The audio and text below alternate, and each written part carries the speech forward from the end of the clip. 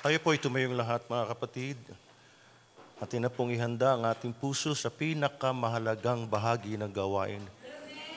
Pakikinig ng salita ng Diyos. Kung dala po ninyo ang inyong Biblia, samahan ninyo ako, mga kapatid. First of all, sa unang Juan, Kapitulo 1.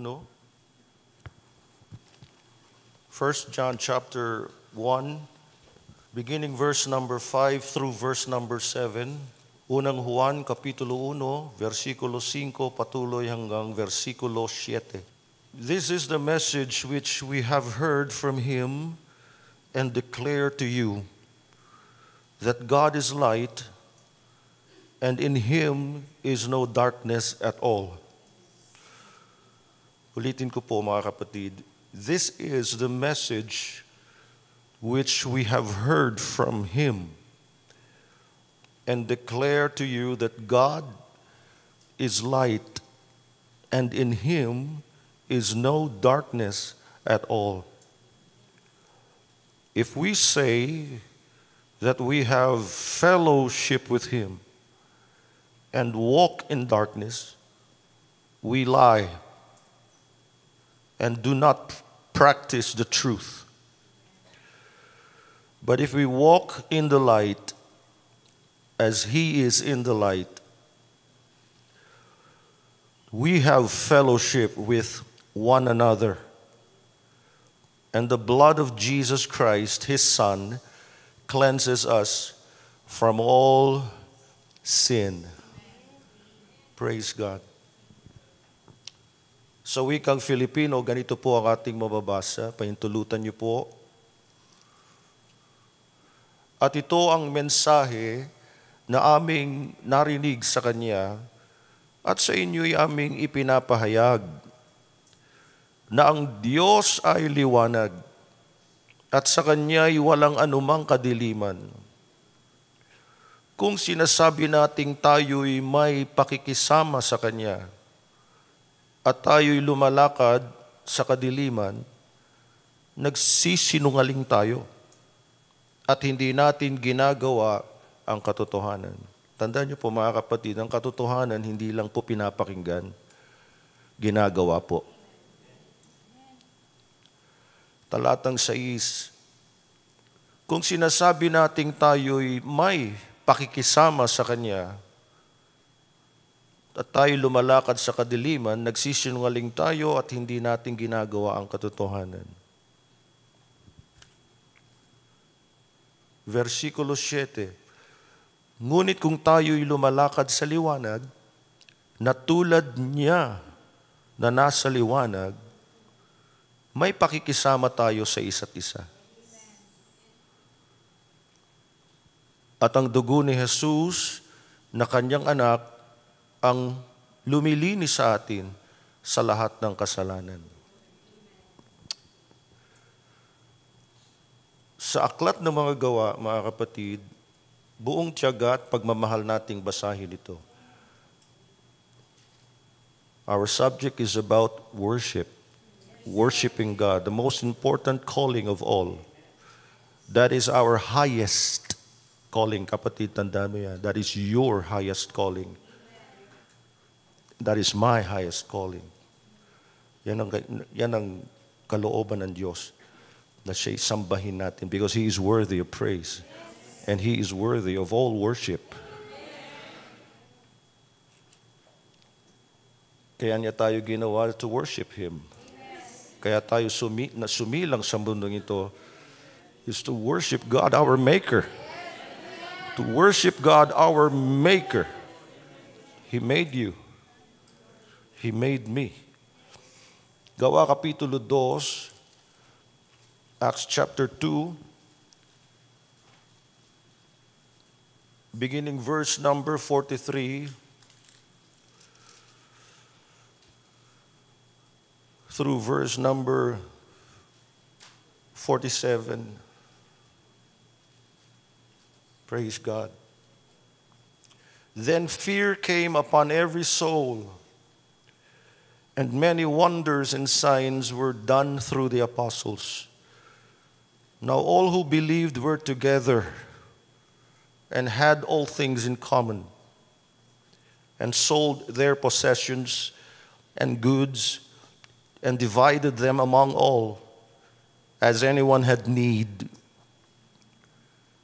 Verse number 46, so continuing daily with one accord in the temple and breaking bread from house to house, they ate their food with gladness and simplicity of heart. Verse 47, praising God and having favor with all the people. And the Lord added to the church daily those who were being saved. Sa wikang Filipino, mga kapatid,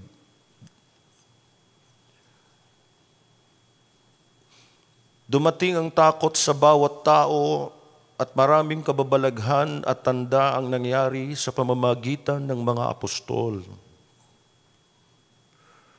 At ang lahat ng mga mananampalataya ay magkakasama. At ang kanilang ari-arian ay para sa lahat. Ipinagbili nila ang kanilang mga ari-arian at mga kayamanan at ipinamahagi sa lahat ayon sa pangangailangan ng bawat isa. At araw-araw, habang sila'y magkakasama sa templo, sila'y nagpuputol-putol ng tinapay sa bahay-bahay at nagsasalo-salo na may galak at tapat na puso. Pansinin niyo po ang fellowship po ng first church, first century church. Bukod sa templo, sila'y nagpuputol-putol ng tinapay sa bahay-bahay. Templo, bahay. Bahay, templo. Araw-araw. At nagsasalo-salo na may galak at tapat na puso. Verse 47 po. Na nagpupuri sa Diyos, that's worship. Nagpupuri sa Diyos at nagtatamo ng lugod sa lahat ng tao. Ibig sabihin, maayos ang patotoo nila. At idinaragdag sa kanila ng Panginoon araw-araw ang mga naliligtas. Gusto kong bigyan ng diin at pansin ngayong umaga ang mensahe. May kaugnayan pa rin sa worship, worshiping God. May kaugnayan po ito, fellowship. Fellowship. Pagsasama-sama. Maring ang tanong ng iba, Pastor, anong kinalaman ng worship sa fellowship? It is everything. Fellowship is everything. It has something to do. It is connected with worshiping God. Never make a mistake, kapatid, na yung pagpupuri is all about happy songs or masiglang awitin. We tend to make mistake na kapag sinabi praise and worship, pag praise, masayang tugtugan, ang worship, malumanay or solemn song. That is wrong. Ang pagpupuri ay pagsamba sa Diyos. When you praise Him, you worship Him. Amen? So, sa tulong ng Panginoon, ito po yung aking ituturo sa inyo. Tayo manalangin sumandali. Please join me in prayer. Father God, we give you praise today. This morning, we give you glory. You deserve all the glory. We worship you, we love you, and we adore you, O God. Kayo po lamang ang sentro ng aming pagtitipon. Guide us, O Lord. Lead us as we endeavor to teach and preach your word. Bless those who are fellowshipping with us. Bless your people, O God. Sa'yo lamang muli ang kapurihan. In Jesus' name we pray. Amen. Amen, mga kapatid. Makakaupo na po kayo. God bless your heart.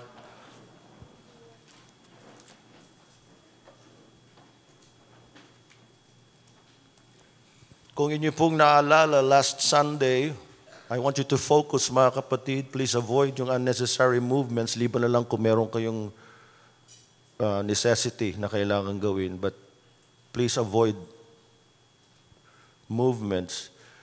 Now, before I proceed, mga kapatid, sana ho, I wish na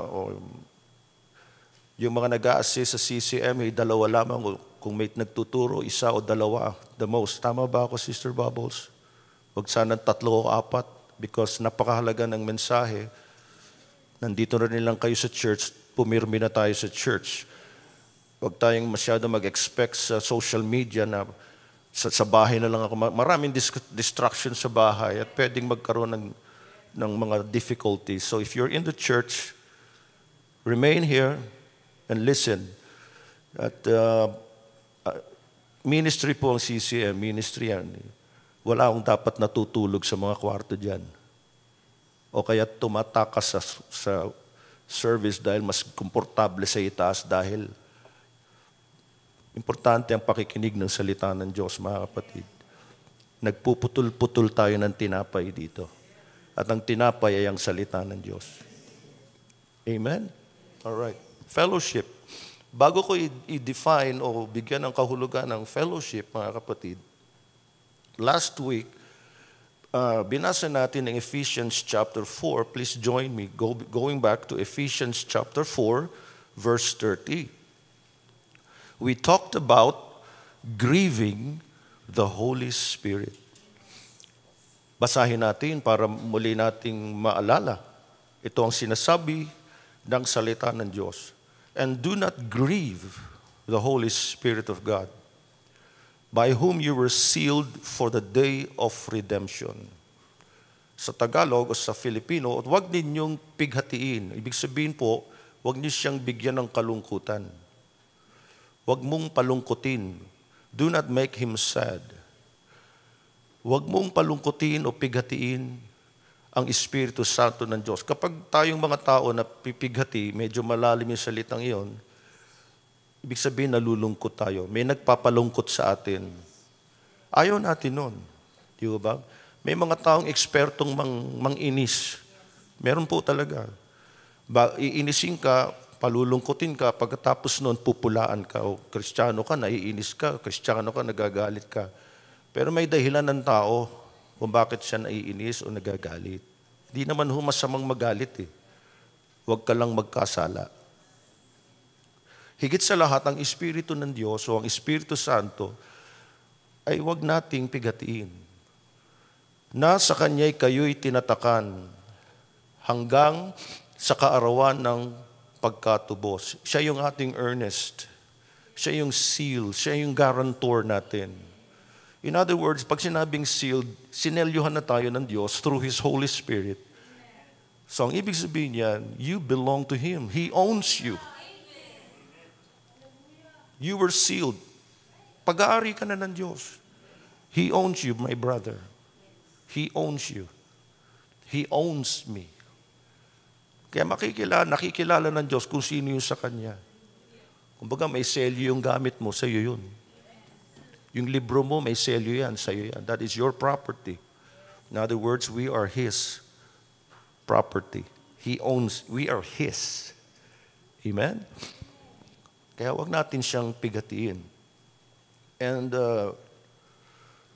sinasabi ng iba, tinatanong nila, ano ang kaugnayan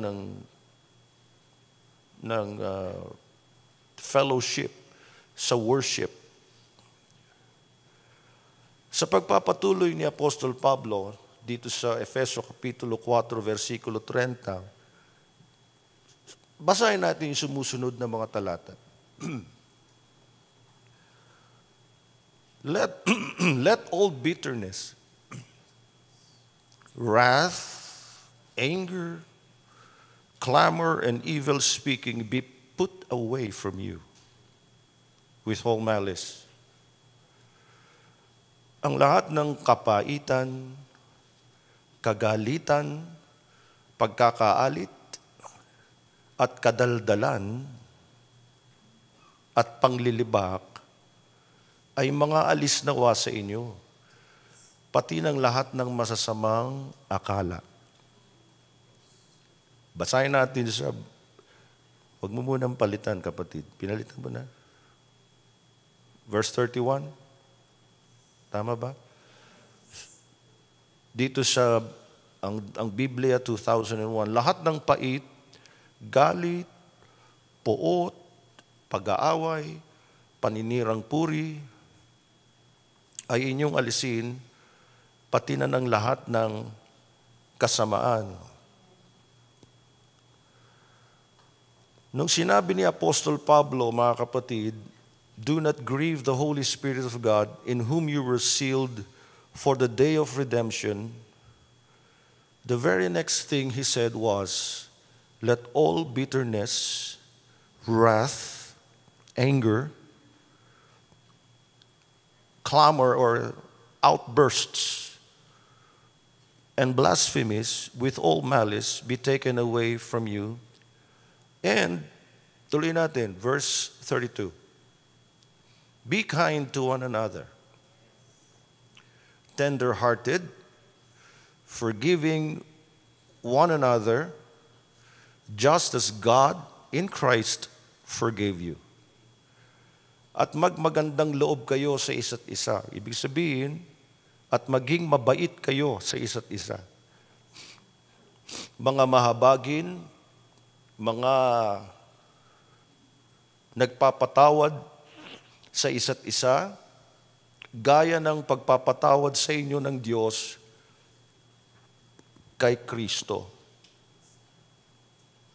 Anong kaugnayan ng fellowship sa worship? Ang sagot ko po, mga minamahal, is everything.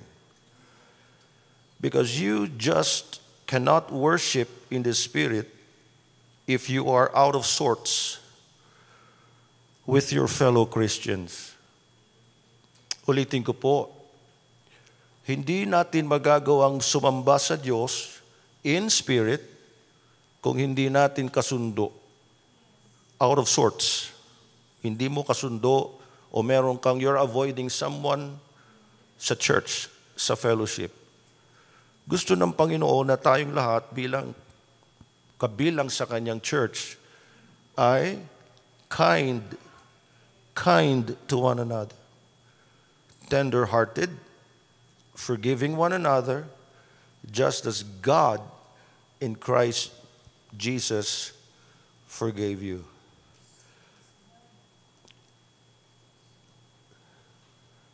Madalas po, when we grieve the Holy Spirit, sa tuwing napipighati natin ng Espiritu Santo, ito'y message, by the way, sa mga believers, hindi ito message sa mga unbelievers. Ang mensahe ngayon, medyo hindi komportable, mga kapatid. One of the hardest subjects na isi-share ko po ito sa inyo, I must admit. This will not make you comfortable. The message will not make you comfortable.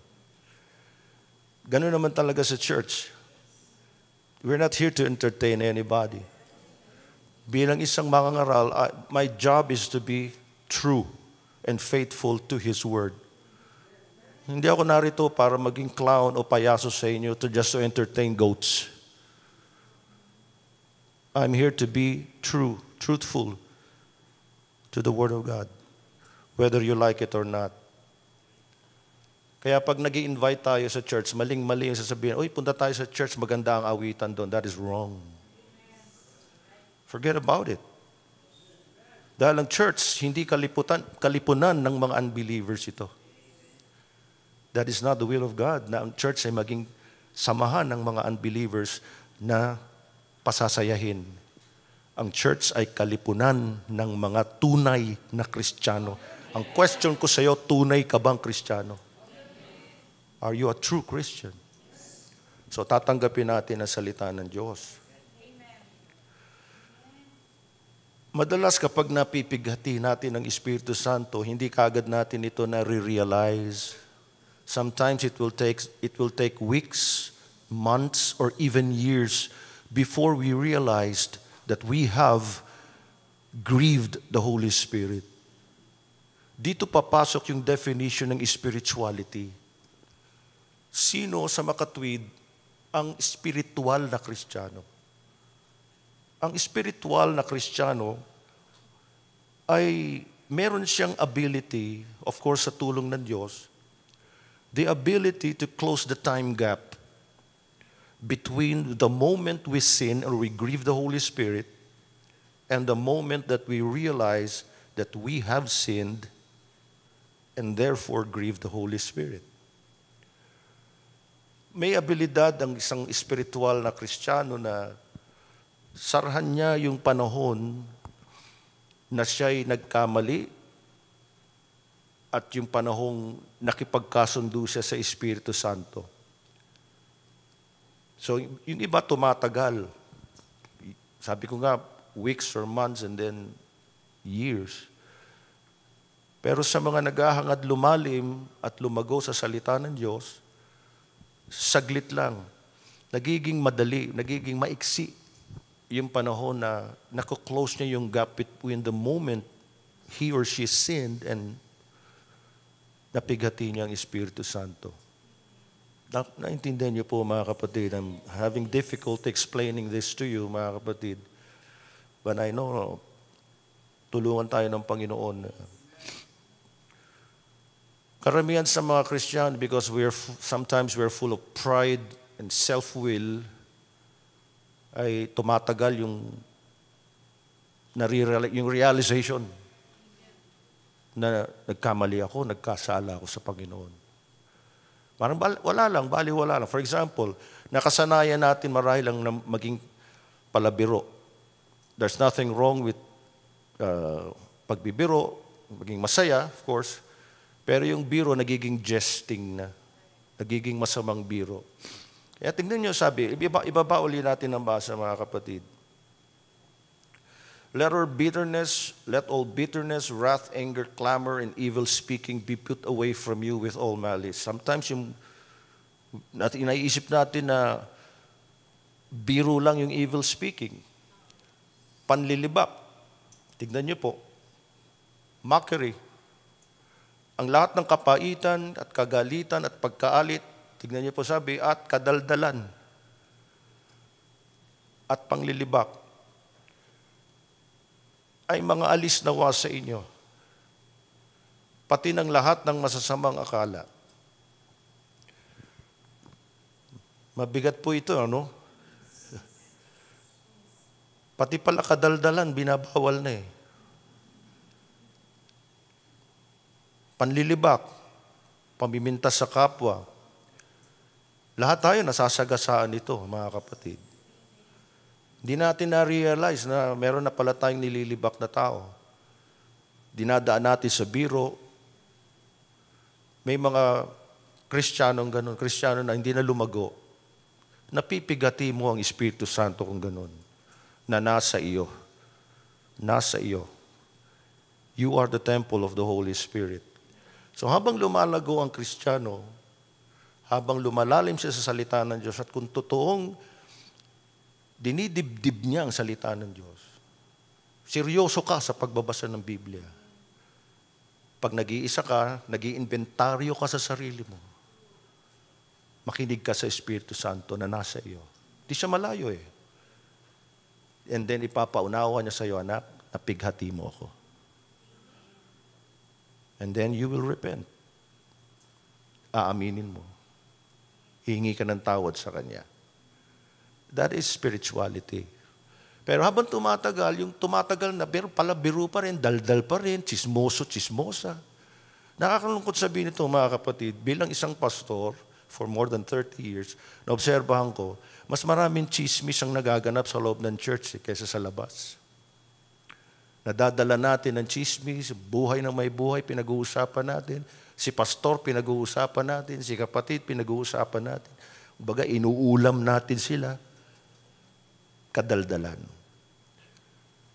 Hindi ganoon ang dapat ugaliin. Kaya sabi dito, mga alis nawa sa inyo, ay inyong alisin. Hindi ang Panginoon ang mag-aalis. Dahil yung kadaldalan mo, ikaw yan eh. Wala namang gift of kadaldalan. Sabi ko sa inyo, hindi komportable ang mensahe. Walang ganong kaloob eh. Wala rin kaloob ng pagbubulong-bulungan. Meron pong isang reyna ng chismosa sa, ayoko nang banggitin yung pangalan niya. Tuwing naririnig ko yung commercial niya, nanonood ako ng balita, isisingit yung commercial niya, sabi niya, alam niyo ba, mentras naghihirap ang bayan, ay lalong nalululong sa chismis ang bayan. Kaya minuminuto, chismosa siya eh. sumikat sa pagiging chismosa eh. Marami ng buhay ang winawasak niya eh. Kaya tuloy patong-patong na yung kaso sa kanya eh. Libel, cyber libel. At hindi totoo yun na mentras naghihirap ka, lalo kang nalululong. Ano yun? Lulong sa chismis? We have nothing in common with the unbelievers, to be honest with you. We have nothing. Wala tayong, how do I say that? Pagkakatulad sa kanila. Not judging them, mga kapatid, but I will prove it to you in the Word of God. Since tayo Kristiyano, ang Kristiyano, paramount sa kanya, ang Word of God. Paramount sa Kristiyano ang fellowship, worshiping God. Paramount sa kanya, pupunta siya sa church, kahit nga puyat siya eh. Hindi secondary, tertiary lang na, hindi optional. O kaya ayoko mag-church. Importante sa mga Kristiyano ang fellowship. And first of all, let us define fellowship. Ang Greek word po for fellowship, very important, is koinonia. Ibig sabihin, sharing. Kasama dyan yung giving.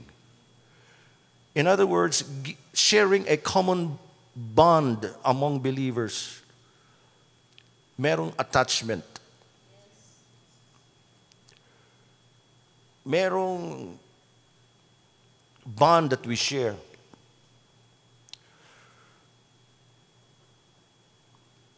At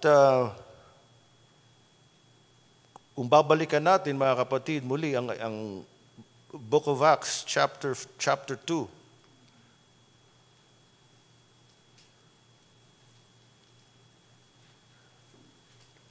Ito ang description ng early church regarding fellowship.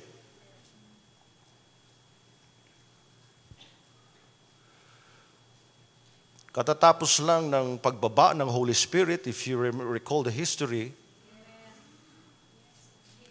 see, nagsama-sama ang mga 120 disciples and followers of Jesus Christ. They waited sa pagdating ng Holy Spirit na may pauna na si Jesus sa kanila sa Acts chapter 1 verse 8. Bibigyan ko lang kayo ng konting background, mga kapatid, sa history ng early church. Jesus said, bago siya umakyat sa heaven, "But you shall receive power when the Holy Spirit has come upon you. And you shall be witnesses to me in Jerusalem and in all Judea and in Samaria and to the end of the earth." Tuloy natin, kapatid. Now when he had spoken these things while they watched, he was taken up, ascension, and a cloud received him out of their sight. Yan ang huling habilin ng ating Panginoon kasama ng Great Commission. Tuloy natin. And while they looked steadfastly toward heaven as he went up, behold, two men stood by them in white apparel. Then, who also said, "Men of Galilee, why do you stand gazing up into heaven? This same Jesus who was taken up from you into heaven will so come in like manner as you saw him go into heaven." Nasusundan niyo ho, mga kapatid. Huling habilin ng Panginoon, "Go and preach, be witnesses to me, but you shall receive power." So naghintay sila, sumunod sila, mga kapatid. And then sa Acts chapter 2,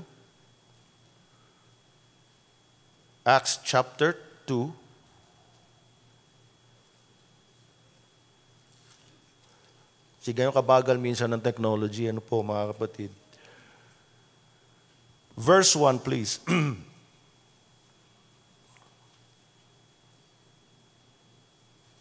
When the day of Pentecost had fully come, yan, ang birth ng church is during the day of Pentecost, 50 days after the harvest po yan.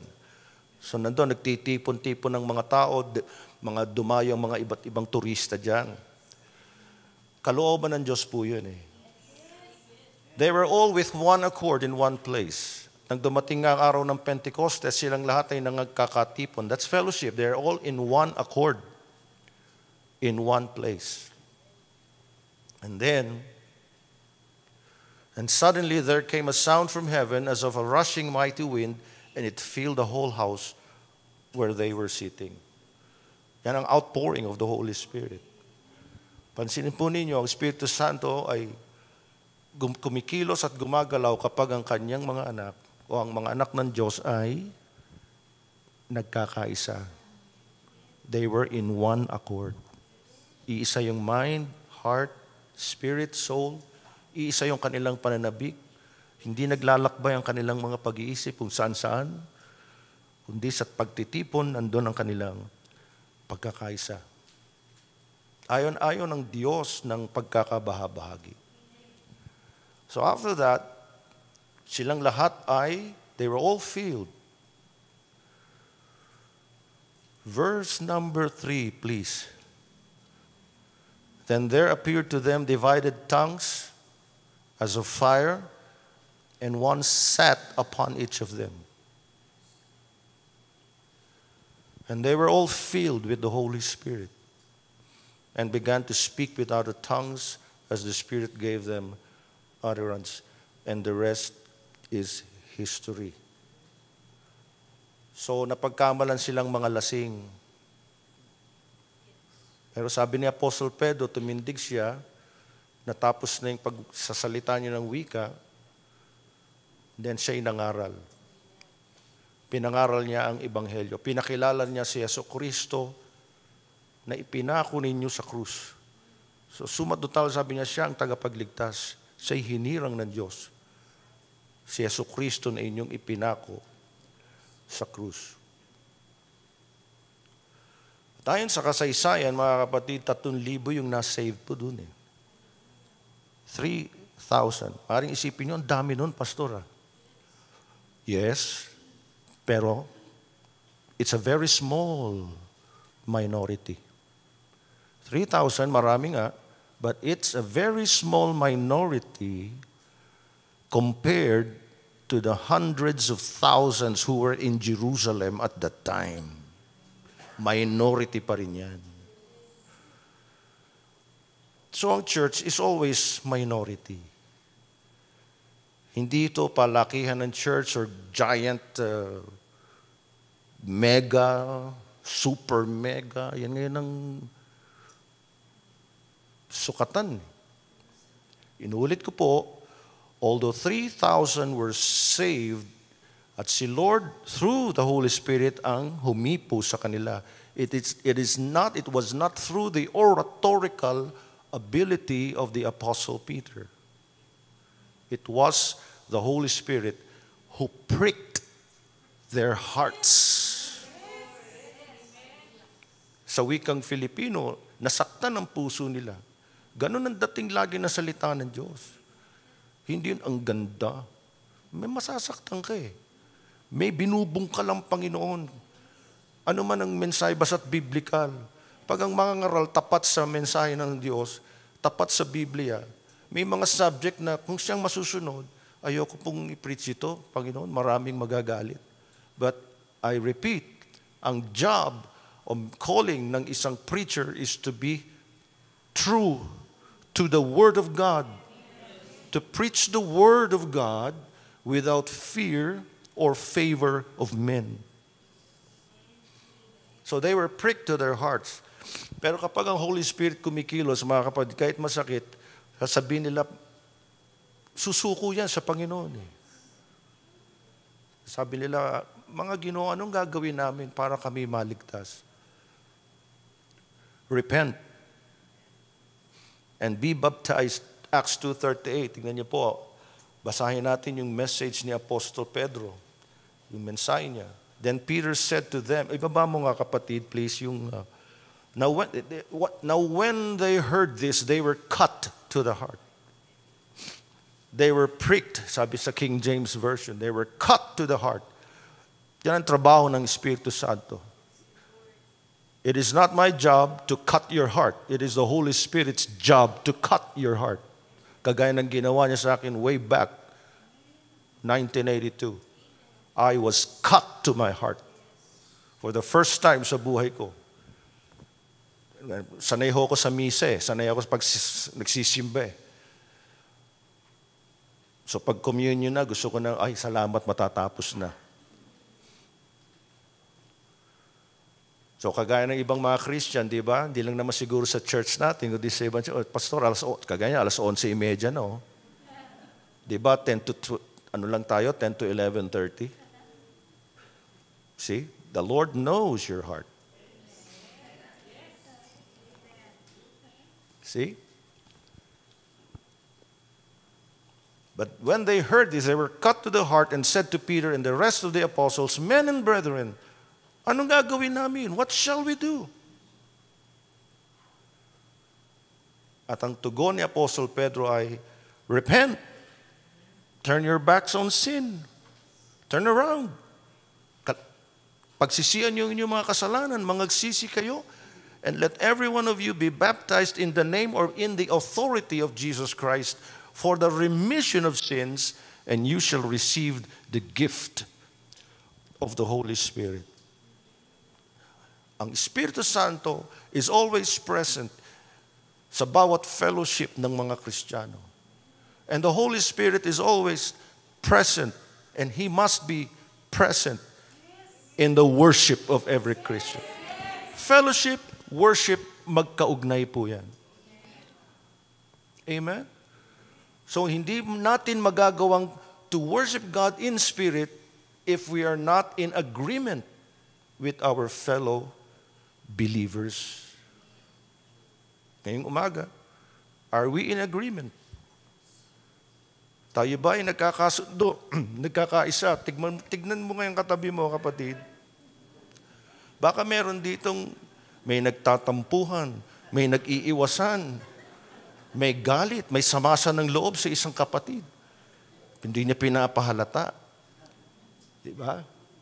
Tiyakin natin. Walang, balik tayo doon sa Efeso 4, kapatid 31. Lahat ng pait. Tiyakin mo, kapatid, titiyakin natin ngayong umaga na wala tayong kapaitan laban sa kapatid.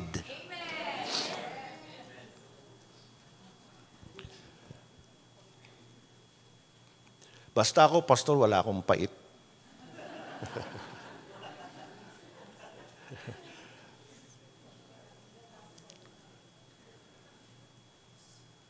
Alam nyo, pag binasa mo ang early church, yung infancy ng church, no? Napaka-powerful ng presence ni Lord yan. So, talagang dumadaloy ng unhindered at hindi grieved ang Holy Spirit during that time. Na ultimong yung kanilang attachment sa material things, wala. Nawala sa kanila yon. Have you noticed that? There was such power present that they were actually detached from their worldly possessions. Basahin natin, kapatid. Every now and then, babalik-balik tayo dyan sa Ephesians, mga kapatid. Hindi pa ako tapos. Acts 2:44, please. Infancy po ito ng church. Very fresh ang anointing ng Holy Spirit sa kanila. They were all filled with the Holy Spirit. They were all in one accord. Sabi dito, now all who believed were together. That's fellowship, and had all things in common. Wala silang attachment sa material things. Ang layo ngayon eh. Di ba? Lahat tayo may attachment sa material things. Sa tuwing may prayer tayo, hinihingi natin lagi sa Panginoon, material things. Nagbibilang tayo ng material na bagay. Kita nyo, masakit talaga, mensahe talaga. Para sa atin lahat ito, mga kapatid. And then, tuloy natin, kapatid, susunod. And sold their possessions and goods and divided them among all as anyone had need. I repeat, so much power was present. They were actually detached from their worldly possessions. Ganda no po? And then, sabi sa verse, ibaba natin muli, kapatid, ito yung earliest record of any pattern of worship na matatagpuan. Earliest record. Verse number 42. Tignan nyo yung description of what immediately followed the baptism of the 3,000 people who were saved after Peter's sermon on that day of Pentecost. Tignan niyo po it says, they continued steadfastly in the apostles' doctrine or teaching and fellowship,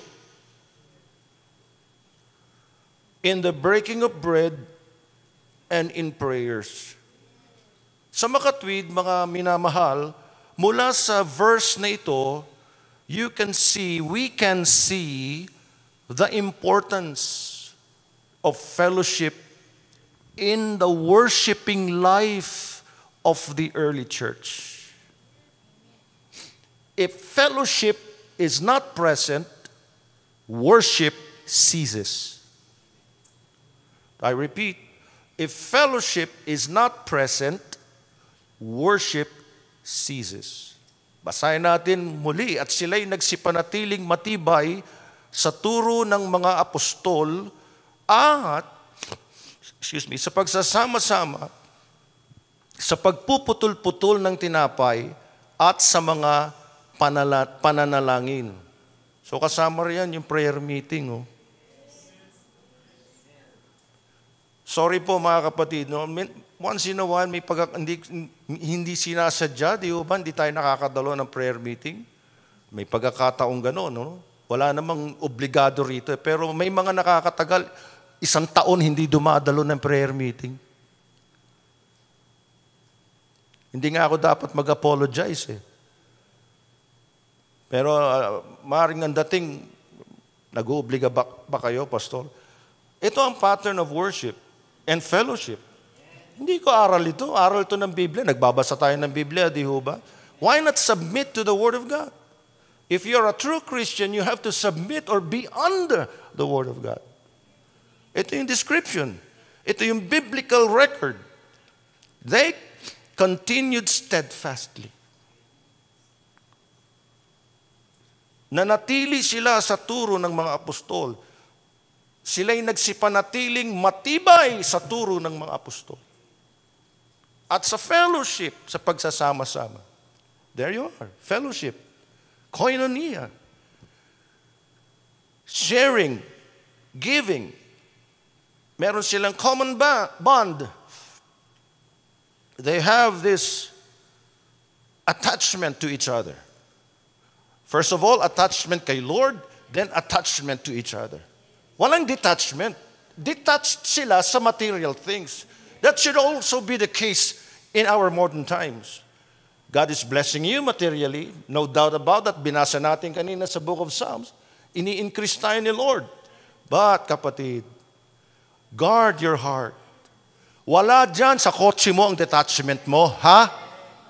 Wala sa bahay. Wala sa pera, lalo na, ang attachment mo. That's what I mean. Those are just things for you to enjoy. Dahil si Lord ang nagbigay sa iyo richly to enjoy all things. But ang unang attachment natin ay sa Kanya. Sa Kanya. Wala tayong attachment sa material na bagay. Because at any moment, sabi ng mga angels sa mga disciples, this same Jesus na umakyat ay babalik in like manner. At kahit isang tornilyo ng sasakyan natin, hindi natin madadala sa langit yan.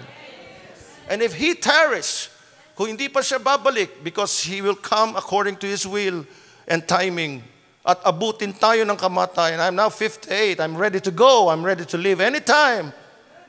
Wala akong dadalhin na maski na 5 sa aking libingan. And I will wait for the resurrection of my body. Ang attachment natin ay kay Lord at sa kanyang church. Ganyan ang mga disciples and Christians noong una. Nagsasama-sama silang matibay, nananatili, matibay, continue. Hindi putol-putol na fellowship. Hindi yung pag naramdaman lang natin magbasa ng Biblia at saka tayo nagbabasa. Pag naramdaman nating manalangin kapag nasa mood tayo. They continued steadfastly. Pansinin niyo yung word, steadfastly, matibay. Matibay sila. And mind you, mga minamahal, if you will read the history ng early church, ang layo ng circumstansya natin sa circumstansya nila. May umuusig ba sa'yo, kapatid? Meron ba nagbabawal sa'yong dumalo? Wala.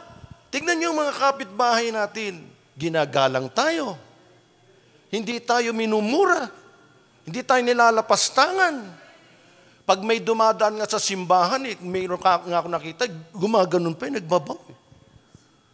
Hindi kagaya nila ng mga una nating kapatid, yung infant church, fresh from the Holy Spirit's baptism. Pero alam niyo ba, bukod sa meron silang commonality, meron silang common enemy. At sino yun? Ano ang common enemy nila? The world. The world. Tinitignan sila ng mga taong nasa mundo, nasa sanlibutan, outside the church, at sila'y humahanga. There is something nakakaiba sa mga Kristiyano ito. Something special was happening. Pero tignan po ninyo, basahin natin ang Acts chapter 5, verse 13. Aside po dun sa 3,000 na nasaved through the Holy Spirit's touching their hearts, pansinin ninyo, yet none of the rest dared join them. Nakita niyo yung first part ng 5:13, Book of Acts? Datapot sino man sa mga iba ay hindi nangahas na makisama sa kanila. Observer sila sa labas. Ganyan ang world. Ganyan ang mga taga-sanlibutan. No-observers, ang ganda ng fellowship niyo, nagkakaisa. But no, none of the rest dared join them. But, pansinin, the people esteemed them highly. Pero join, fellowship, ayaw nila. So do not expect that even your loved ones, maaring anak mo pa, asawa mo, mga kapatid mo sa laman, o best friend mo, do not expect na join ka, join. No? Hindi na gagawin yun. Ang inaasahan kong magjo-join sa fellowship ay kayo at ako because we share one thing in common. We have fellowship with God the Father. We have fellowship with Jesus Christ. And we have fellowship with the Holy Ghost.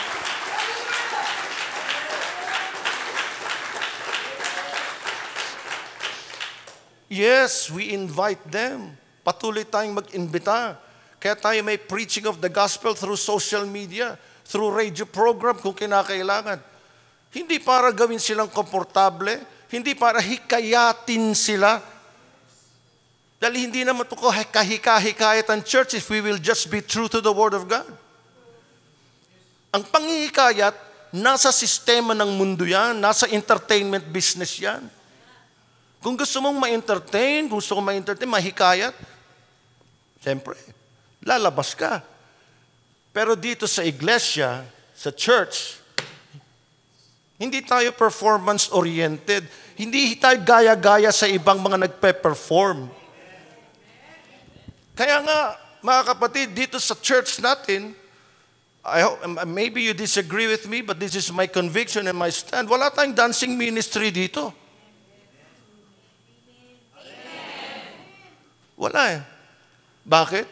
As I said before, uulitin ko po ngayon, itong ating mga mata, madali po itong na-attract sa movement.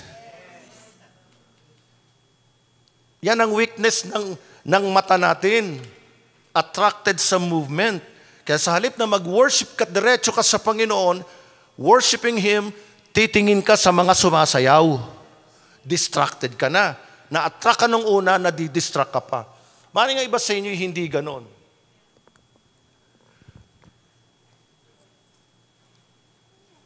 But that is my conviction. Now, nire-respeto ng iba. Church nga natin sa Pangasinan, meron kumpleto sila niyan But in my heart, in my spirit here in Las Piñas, hindi ko maalaw Yes, we dance, pero yun ay spontaneous, hindi choreographed.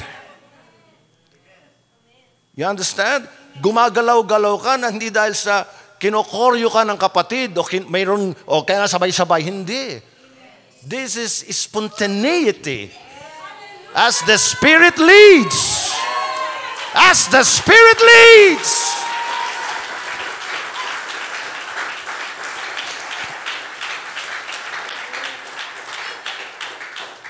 Pag pumasok ka sa isang entertainment show, na-attract ka sa nakikita mo sa husay sa galing. And there's nothing wrong with that. Na-entertain ka. Alam ko ibig sabihin noon, mga kapatid.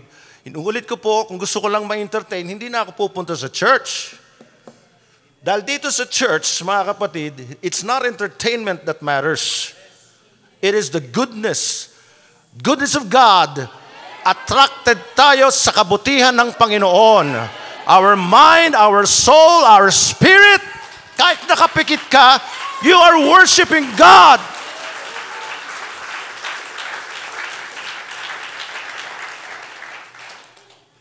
Amen. So ang early church, and this should be our pattern, mga kapatid. Tandaan nyo, worship, fellowship. Ang early church, meron silang common faith at meron silang common enemy. Sino-sino yung mga enemy nila? Tingnan niyo po, basahin natin ang James chapter 4 para maintindihan natin that this world has nothing in common with us. We come together to be with people who share what we believe. Sa early church, mga minamahal, wala yung fellowship nila, lahat sila nagkakasundo. No one was at odds with anyone else at first.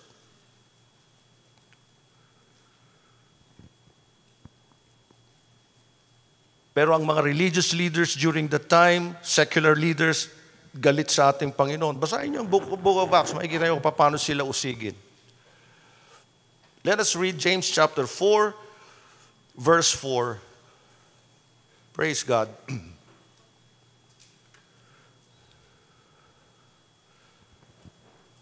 Adulterers and adulteresses. Mabigat na statement po. These are hard words. Do you not know that friendship with the world is enmity with God? Whoever therefore wants to be a friend of the world makes himself an enemy of God. Kayong mga mangangalunya, hindi ba ninyo nalalaman na ang pakikipagkaibigan sa sanglibutan ay pakikipag-away sa Diyos? Ang bigat, po? Sino man ngang mag-ibig na maging kaibigan ng sanlibutan ay nagiging kaaway ng Diyos. Kaya inulit sa atin ni disciple, Apostle John sa 1 John chapter 2, verses 15 through 17. Tignan niyo po, basahin natin. Do not love the world or the things in the world. If anyone loves the world, the love of the Father is not in him. So ang church, attached siya kay Lord. Attached siya sa mga brethren, brothers and sisters. Yun ang attachment niya. Pero detached siya sa world. He or she is in the world, but he or she is not of the world. Nandito tayo, yes. Enjoy. Just be happy. Pero hindi tayo attached dyan. Amen? We are detached. Huwag niyong ibigi ng sanlibutan. Ni ang mga bagay sanlibutan. So ang church, ang Bible pattern, ang Bible, detached sila sa material things. Oh, no wonder sila binibless ni Lord. May blessing din sila, mga kapatid. Pero handa nilang iwan yon, handa nga nilang ibenta at pamigay. See? Then sa next verse po, verse 16, For all that is in the world, the lust of the flesh, the lust of the eyes, and the pride of life is not of the Father, but is of the world. Hindi pa rin nagbabago. 2,000 years ago, hanggang ngayon, 2024. And if He tarries, lalo pang titindi ang lust of the flesh, lust of the eyes, and the pride of life. Ang hirap naman, Pastor. Yes, talagang mahirap. Nandito pa tayo eh. Nung ako'y bago pa lamang Kristiyano, when I was still a young convert, ang naisip ko, ang akala ko, gaya ng maraming maling akala, na ang mga born-again Christians, they will never sin again. Di na nagkakasala. I was wrong. That is the reason why we need the impulse of the Holy Spirit. Lord, Holy Spirit, help me to overcome this temptation. Dahil tao lamang tayo eh. Mahina, nagkakamali. Nandito pa rin tayo sa ating fleshly tabernacle. Ang daming umaagaw sa ating pag-iisip, sa ating attention. Manood ka lang ng TV. Manood ka ng pelikula. Makikita mo na nabababad ka na doon. And then parang desynthesize ba tawag doon? Yung ating values, yung ating sarili. Na nagiging normal na lang yung hindi dapat maging normal. Nothing is shocking anymore in our day and age. Nothing is shocking anymore. Dati nga po ang lifestyle ng LGBTQ ay tago. Ngayon lantad na. Nasa leadership na sila. At nakakalungkot na occupy na rin nila ang pulpito.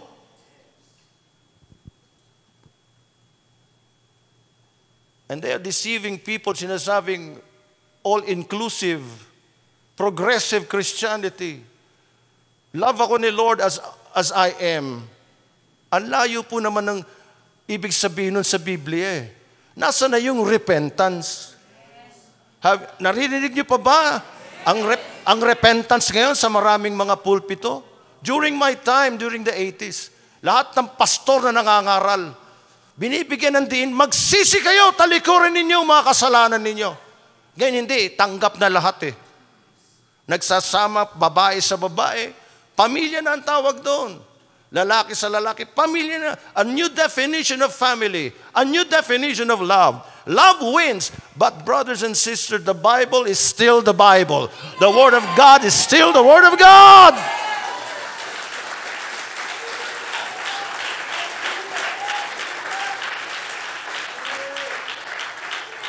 Sino tayo? Binigyan ba tayo ng kapahintulutan ng Diyos na baguhin ang kanyang mga salita and redefine natin ang family?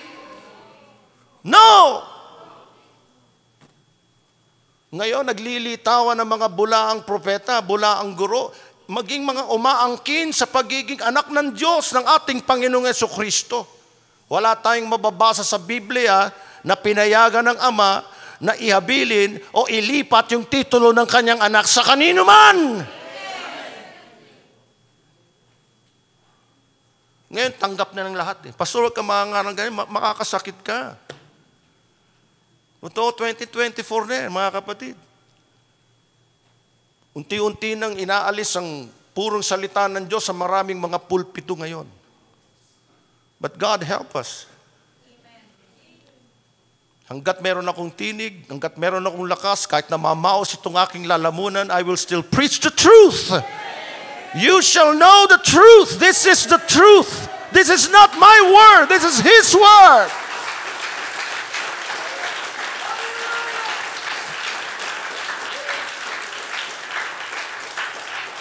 And the truth shall set you free.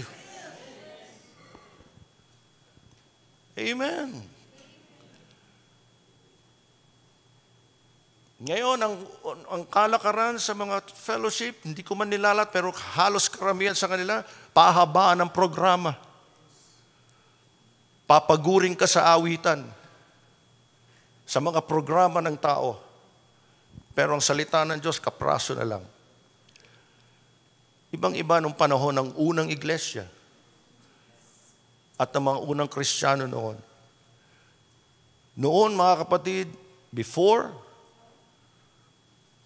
rare ang ginagamit ng Diyos na kanyang lingkod effectively. Ngayon, punta ka sa YouTube, ang daming mga preachers ngayon. Ang daming mga apologist kuno. Ang daming mga nagpapaliwanag. Ang ganda sana eh. Pero kung hindi mo alam ang salita ng Diyos, maliligaw ka dahil maraming deception ngayon na ipinapasok ng dyablo sa loob ng church. And by the way, mga kapatid, si Lucifer, now we know as Satan. Alam niyo ba kung saan siya na-train? Sa pinakamagaling, pinakamahusay na university sa lahat. Doon siya na-train. Saan? Sa heaven of heavens. He was there sa presensya ng Panginoon. Kaya kung sino man ang eksperto to make pighati or grieve ang Holy Spirit, si Lucifer yon, si Satan yon. Alam niya. And remember this, si Satan, siya'y magaling mang-imitate, manggaya. Kaya gagayahin niya. Ginagaya niya ang Bible, ginagaya niya ang worship. So, effective siya sa pandaraya. Ang daming ipinapasok niya sa church na mga false teachings, progressive Christianity, inclusive ang lahat. Sa dami niyan, mga kapatid, hinihingi ko sa Panginoon na bigyan ako pa ng lakas at ng maaliwalas na pag-iisip dahil kulang na ang buhay ko, mga kapatid. Para ituro ko po sa inyo lahat ng mga seemingly not harmful na, pero it will damn your soul kung hindi tayo mag-iingat. Nagkakaisa na eh, halos sama-sama na tayo na bumuo tayo ng bagong definition ng Christianity. At nasa na yung mga old school preachers, nasa na yung Jeremiah and Isaiah, na sasabihin ay, thus saith the Lord. Unti-unti na silang nawawala. Tulungan nawa tayo ng Panginoon. Hindi tayo humahanap ng popular message. Hindi self-help teaching po ito. We need the Word of God more than ever. Lalo na ngayon.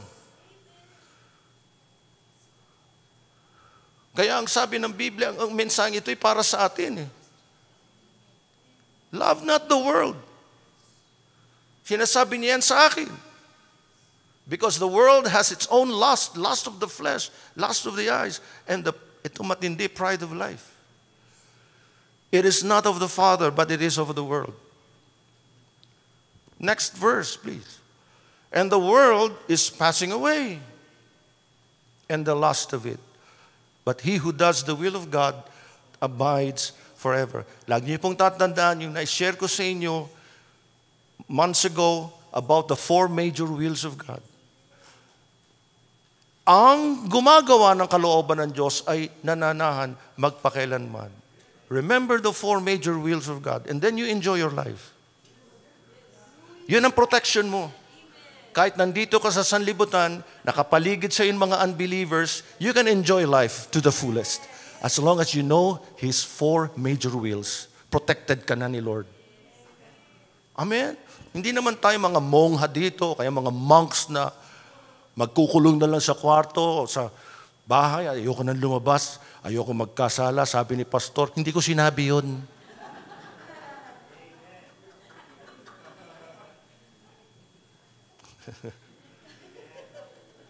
Alam niyo ba kung sino mga pinakamasayang tao sa mundo? Tayo yun.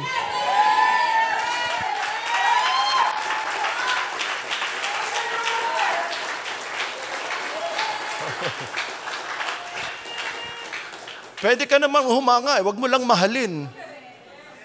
Pwede kang humanga. You can appreciate. Humanga ka sa Kanya. Pero wag ka lang magpakamatay dahil sa Kanya. Mamamatay ako pag di ko siya nakita.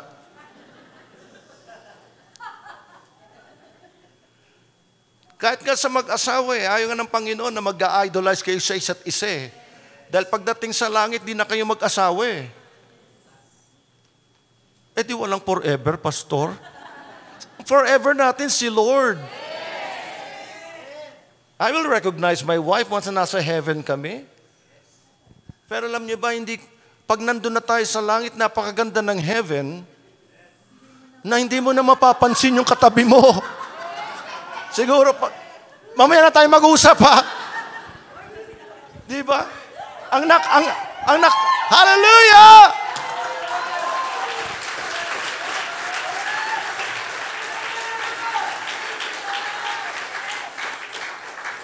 Ang nakasentro sa langit ay ang ating Panginoong Jesucristo.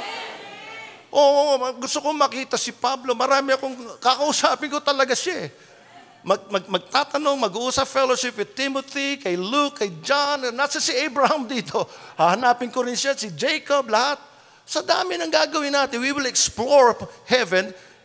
Sorry po ha, baka mawalan muna ako ng panahon sa inyo. At kayo rin sa akin.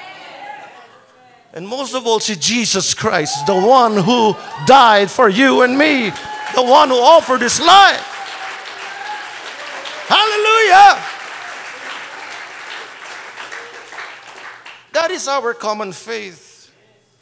Kaya itong ginagawa natin, every time nagtitipon tayo, inuulit ko, dress rehearsal po ito eh. Inuulit ko, ang attachment natin ay nasa Diyos. Hindi sa mga bagay dito sa sanlibutan. Lagi kong tinuturo yan sa aming sarili. Hindi dito. Hindi naman nangangahulugan na magmumukha ka ng pulubi. Bakit, Pastor, magpapapangit na lang ako? Hindi. Hindi ko tinuturo yan. Yung mga mukha ng sambang planeta galing itong mga ito. Iisa partida ng buhok, isang kilos, para mga zombie. Enjoy mo lang ang buhay mo. Iksi-iksi na nga, magpapakaano ka. Huwag mo lang mahalin. Love not the world. Just enjoy it. God is blessing you. Use it. Pinibless ka ni Lord richly. He is increasing you. Share it. Amen. Hindi yung pagtulog mo. Ang ganda talaga ng kotse ko. Ganda talaga. Jesus is beautiful. Amen. Hallelujah. Beautiful, wonderful.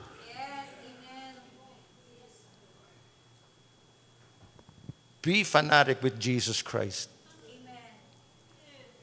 Di ako naiyan sabihin yun. Just love Him more. Do not be attached to this world. He who does the will of God abides forever. Amen? Common faith, common enemy. That is fellowship. At dito sa fellowship naman, dapat wala tayong bitterness. Walang, balik tayo kapatid, malapit na. Ephesians 4:30.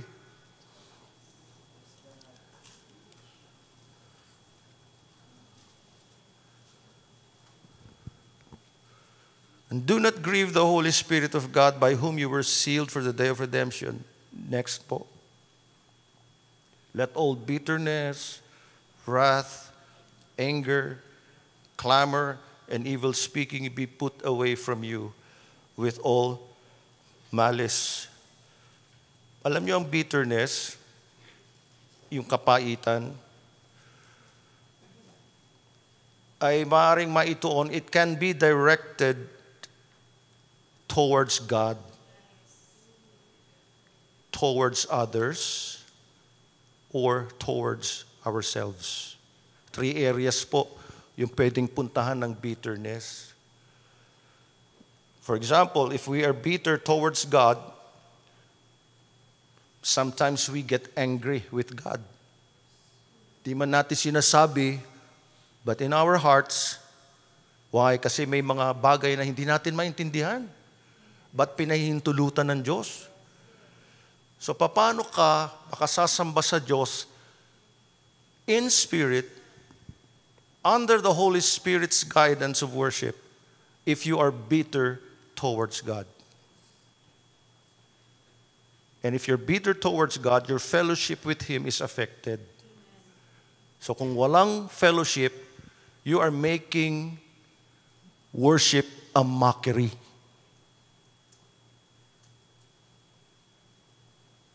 Your worship, if you're bitter towards God, your worship to Him would be a mockery.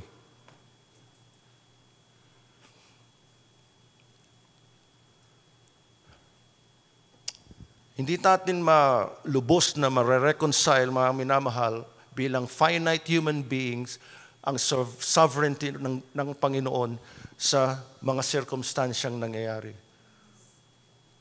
Sunod-sunod ang mga mabibigat na problema ng mundo, kaguluhan. Yung nangyari sa Moscow, mga kapatid, manonood lang sa concert ng mga inosenteng tao. And then, dumating yung mga terorista at pinagbababaril sila. Almost 100 ang namatay. So, nandun ulit. Naroon na naman ang bitterness towards God. Where is God? Ba't nangyayari ito? Marami na namang nanay, mothers, parents ang umiiyak ngayon. Bitterness towards God. Kapatid, sometimes ang Christian nagkakaganon din. That's the reason why we have to be very sensitive kapag tayo nagpapatotoo. Minsan, listen, mas wise tayo or may wisdom tayo from the Lord kung sasarilinin muna natin ang patotoo. Because maaaring may hindi makaintindi. Especially ang patotoo ay puro promotion, material things kadalasan. What about yung ibang naman nagpe-pray? At nagkataon siya'y weak Christian. Merong weak Christian sa Bible. Hindi pa abot yung faith niya yung ganun. Lord, bakit po ako? Hindi pa po ako napopromote. You understand me, church? Kasi madalas ang patotoo natin ay puro pabor sa atin. Puro material na bagay. Which is, minsan nakakapinsala sa halip na maging pagpapala. Be sensitive. Listen to the Holy Spirit. And if God is blessing you richly, binibigyan kanya ng, He is allowing you to have fleets of cars, for example. Why not be generous and give one to him or to her who is in need? Kesa pinaparada natin yan. Kita mo? Bigay sa akin ng Panginoon. Ito, 1, 2, 3. Oh. Pride of life. Then ipopost pa natin to be seen by the whole world. I say this with love, mga kapatid. Ultimo yung pinang-down payment natin, ipopost pa natin yun. Be sensitive. Ginagamit ni Satan ang platform ng social media to be a platform of arrogance and pride and lust of the flesh. Attachment. Sabihin natin, pinagpipray ko naman niya sa Panginoon. Lahat ng Kristiyano ay nananalangin. Alam niyo, ang tunay na patotoo, yung ginawa ng Diyos sa buhay mo. Yung mga gawa niya sa buhay mo.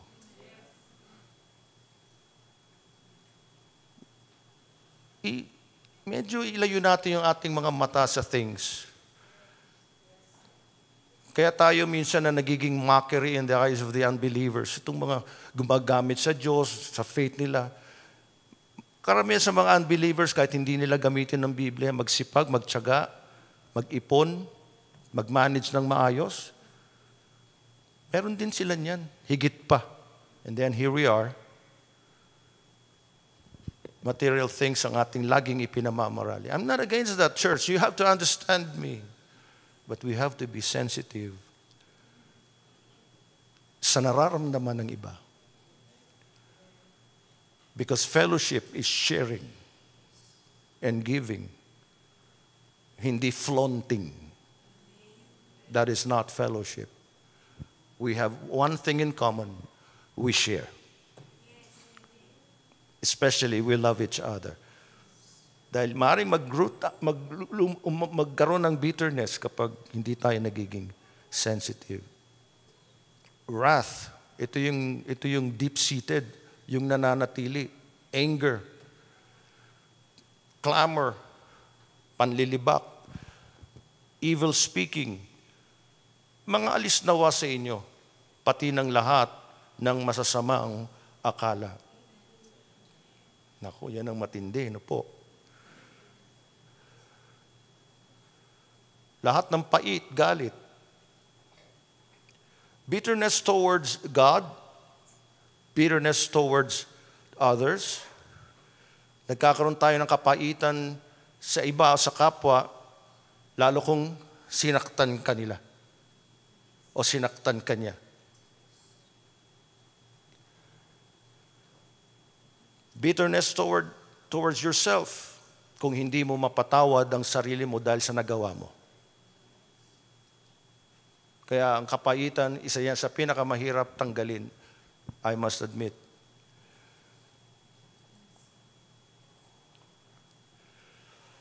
To be honest, mga minamahal, I have been hurt many times. Not from the outside, but from inside. I know what it is to be bitter and to be bitter for a long time. Hindi na ako lalabas. Wala na akong ibang gagamiting example, kundi ako. It is not easy. Hindi madali. Dahil attached ako sa church. Most of my life ay nasa church. Many times kami mag-asawa ay nasasaktan. Dahil mas marami ang nananakit sa loob kaysa sa labas. Kaya alam ko pong ibig sabihin nun. And I also know what it is to justify myself all the time by saying, God understands. Naintindihan ako ng Diyos. But in reality, that is bitterness. Ang sabi ng Biblia, alisin mo yan. Because pag may bitterness, I am grieving Him. See? Hindi madali ang message na ito, mga kapatid. Sabihin ng iba, si Pastor may hugot na naman. Kalimutan yung mga hugot-hugot na yan, mga kapatid. Sinasabi ko yung totoo. The people that I loved, I took care of, I invested my life, my time sa kanila, kapaitan ang ipinalit. Sama ng loob at tumatagal. But I have to take it away and put it away from me. Dahil hindi yan makalulugod sa Panginoon. Salamat na lang sa salita ng Diyos. Amen? Kaya kung ikay sinasaktan ng iba, matagal ka nang sinasaktan, nandyan, kapatid, alisin mo na. Because when you worship God at meron kang bitterness, you are making worship a mockery. Because the Holy Spirit is saddened. Nalulungkot siya. Kapag nalulungkot ang Holy Spirit, wala siyang magagawa sa atin. He is so gentle. He is so kind. Ang nais ng Panginoon, anak, alisin mo na yan. Amen? Ang ganda. Kapag inalis mo na, ang worship mo ay talagang purihin ng Diyos.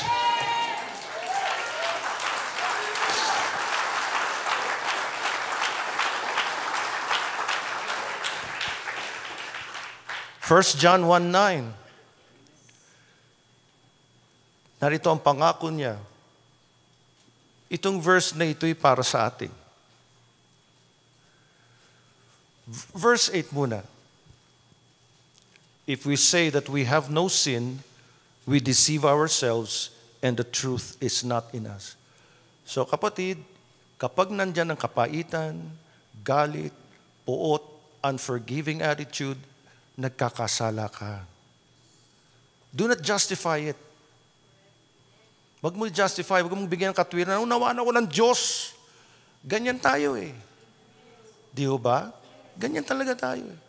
Basta ako, mahal ko ang Panginoon. Napipigati pa rin ang Espiritu Santo. Kaya sabi niya, alisin ninyo. So alisin mo na. Tumingi ka ng tawad sa Panginoon and this is His promise. Verse 9, please. If we confess our sins, mga invisible sins yan, no? Kapaitan. Wala mang outward manifestation yan. Alam natin kung ano yung visible sins, di ba? Ayoko niyan, ganyan. Visibleng nakikita. What about the invisible sins? Na kung tawagin natin respectable sins. You remember that teaching? Basta ako, naintindihan ako ng Panginoon. Kapatid, ilang taon na eh. May kapaitan ka, for example, sa asawa mo. Nako. Meron ba niyan sa Biblia, Pastor? Babasahin ko. Kompleto Biblia eh.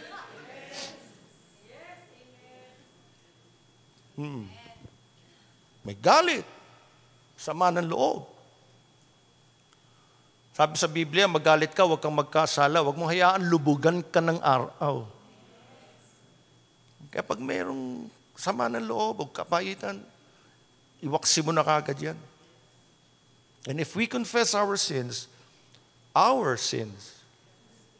hindi mga sins ng unbeliever. Wag mo siya, Pastor, hindi bagay sa akin yan. Para lang yan sa asawa ko. Hindi. Sa atin lahat ito.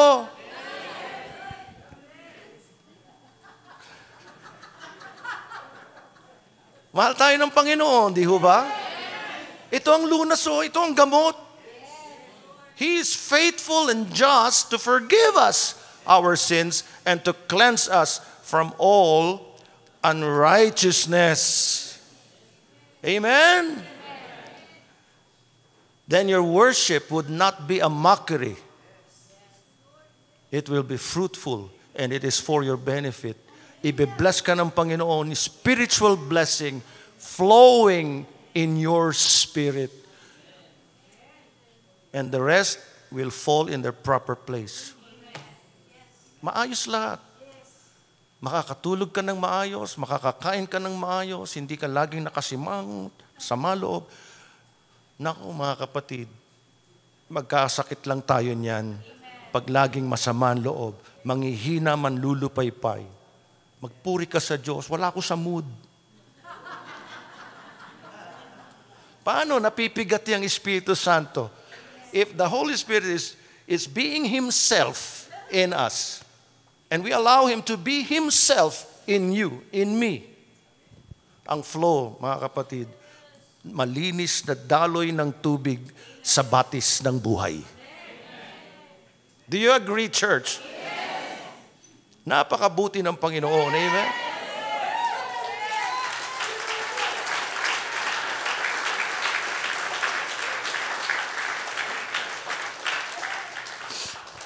As I close, during the 90s, mga kapatid, meron po ako naka-fellowship na kilalang isang American evangelist and pastor. Based po siya sa California, US. Nagpunta rito siya sa ating church. Hindi pa ganito ang church natin. Open pa ito. And then naging friends kami niya. Naging maayos ang aming fellowship sa isa't isa. May mga kapatid po na nagpapahiram ng sasakyan, ng kotse niya. Sabi, Pastor, ito po gamitin niyo para maihatid ninyo kung saan gustong pumunta ni Brother Jones. Evangelist pastor ho siya ng Overcoming Faith Fellowship.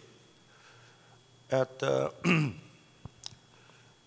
habang tumatagal yung aming fellowship sa isa't isa, dahil Nagkaroon din siya ng burden dito sa church. Nagkaroon siya ng gift giving sa mga bata, sa mga kapatid na nangangailangan. And willing siya mag-support dito sa ating church. Preacher ho siya ng gospel. Then isang araw po, kinausap niya ako ng mga sinsina na sabi niya sa akin, I am planning to put up a Filipino fellowship in my church in California, sabi niya. And I am inviting you to be one of my pastors there. At dahil alam niyo, maraming Filipino sa California, meron siyang mga Filipino members. And maliit pa nun si Chris, mga kapatid. Sabi niya, don't worry about the papers, and I will work on the papers, and madali tayong makakapunta ron. First time, mga kapatid, na turn down ko po yun nung tinatawag ako ng Panginoon sa ministry, isang offer na makarating sa America to be there, to live there permanently, mga kapatid. And bago akong naging isang pastor, mayroon din akong matatayog na pangarap, mga kapatid. Pero nung ako itinawag ng Diyos, na-turn down ko po yun, di ko tinanggap, may mga nagalit sa akin, especially mga mahal ko sa buhay. Nasisira ka na ba ng ulo? Mangyayari sa'yo maging pagpapastor mo. But I know in my heart, I know in my spirit, kung ano yung calling ng Panginoon sa akin. This is the place where I should be, behind this pulpit. Dahil kapag ako'y umalis dito, parang isda na inalis mo ko sa tubig, and I will die. Hindi po ganun kadali yun. Sayang. Yung laging narinig ko sayang yan. Ang hirap. Kalagayan mo. Kaya pag nagre-reunion kami magkakaklase, mga kapatid, isa yung kanilang mga testimony. Successful in their own rights. Last, fellowship, bonding. Kumusta ka na, Wildman? Okay lang ako. Hanggang ngayon, Biblia pa rin, ha? Sabi niya. Pastor ka pa rin. Oo naman. Merong isa na born again na rin, yung isang umuusig sa akin, number 1 kong persecutor, Christian na rin siya. Pero ibang calling sa ministry, mga kapatid. Nung pauwi na kami, sabi sa akin, saan yung sasakyan mo dyan? Wala, sabi ko. Magaganda yung mga sasakyan nila, mga kapatid. Dito, ang mangkas ka na lang sa akin. So habang nakaangkas ako sa kanyang SUV na, sabi niya, alam mo, alam niya ng mga unbelief, papalitan ko na to eh. Sabi niya. Ganun sila eh. World. Normal lang yun sa kanila. I don't blame them. Kung wala ako sa Panginoon, ganun din ako. Ang daling palitan yan kung gusto mo. You just have the money. You can afford it. Go for it. Ito po, papalitan ko na nga eh. Pati asawa ko, gusto ko na rin palitan. Yun ang problema. So nagkaroon ako muli ng pagkakataon to share the gospel with my friend, my former classmate. At habang nagdadrive siya, tumutulo na yung luha niya. Bruskong tao yun, mga kapatid. You will never see him cry. Pero naramdaman ko seryoso siya sa pinagdadaanan niya sa buhay. Sabi niya, alam mo, swerte mo eh. Swerte daw ako. Pinababayaan ko lang siya. Dahil barkada ko yan eh. Kaibigan ko yan. Grabe ang closeness namin nung college, mga kapatid. Kahit naging mga independent na kami, naging mga free na yung subjects namin, pero nagsasama-sama pa rin kami dun sa spot na kami naging magbabarkada. Sabi niya, ba, sikreto? Tapos marami na siyang dinadaing, hindi masaya ang kanyang pamilya.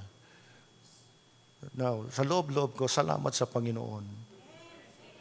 I am blessed. I am His. Yes, ang kaaway, even yourself tingnan mo nangyari, nahuhuli ka na. Walang mangyayari siya, magre-retire kang walang-wala. At my age, 58, retired na sana ako eh. Pero nandito ako sa ministry. Wala akong ibang aasahan kundi ang Diyos.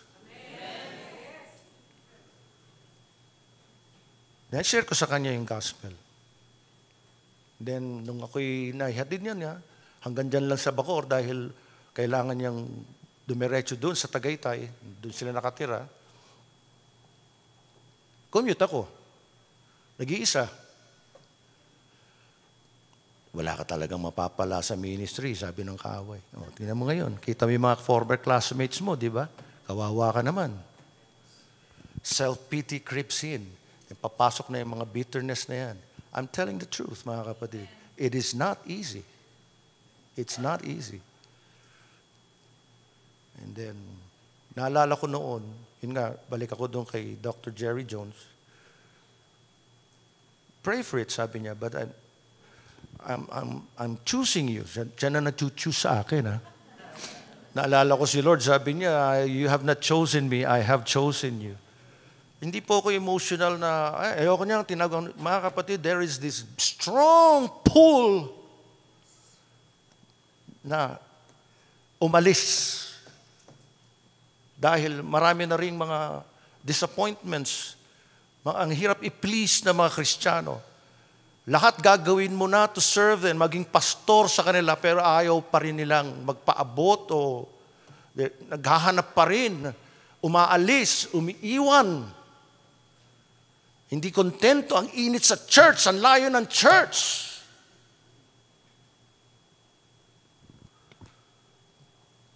Hindi ganoon ang fellowship, mga kapatid. Ang fellowship may attachment sa isa't isa. And then, sabi ko, I'm sorry, hindi ko matatanggap yan. Dito ako tinawag ng Panginoon. This is my calling, hindi sa California, hindi sa US. Madali during the time, mga kapatid. Sabi ko, hindi. Why? Because attached po ako sa inyo.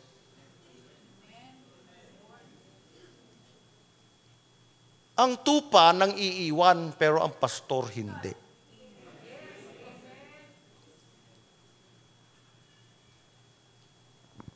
And nalungkot siya. Ulit-ulit mo yung panalangin. Manalangin ka. And the Lord will change your mind. Oh, yes. At sinagot ko siya, nagbibiro ka ba? Are you kidding? So, hindi ganun kadali, mga kapatid. But the pull is very strong. Salamat sa Diyos. We have learned the real meaning of fellowship. Fellowship is attachment to God and attachment to the church. Let us love one another. Kayo inilagay dyan ng Panginoon. Siya nag-aalis, siya naglalagay. Let all bitterness, strife, anger, clamor, ay maalis nawa sa ating lahat. Amen? Kung walang true fellowship, walang true worship. So fellowship is always attached with worship. Praise God. Purihin ang Panginoon. To God be the glory.